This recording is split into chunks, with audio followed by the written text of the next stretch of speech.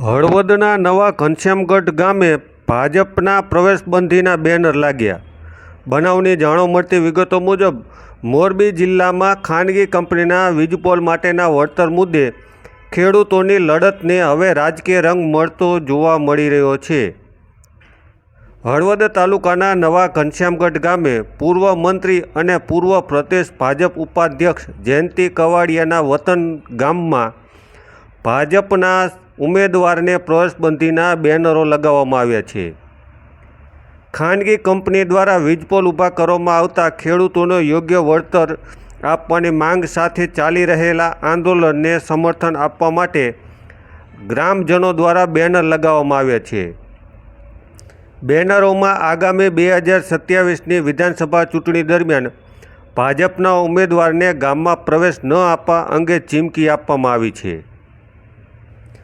મોરબી જિલ્લાના જેતપર ગામેથી શરૂ થયેલી ખાનગી કંપનીના વીજપોલ વળતરની લડતને હવે અન્ય ગામોમાંથી પણ જનસમર્થન મળી રહ્યું છે. આ મુદ્દે મોરબી જિલ્લામાં 60થી વધુ ગામોમાં ભાજપના ઉમેદવારને પ્રવેશબંધીના બેનરો લગાવવામાં આવ્યા છે. ખાનગી કંપનીના વીજપોલ માટે જમીન અને ખેડૂતોને મળતા વળતરના મુદ્દે શરૂ થયેલી લડત હવે વધુ ઉગ્ર બની રહી છે.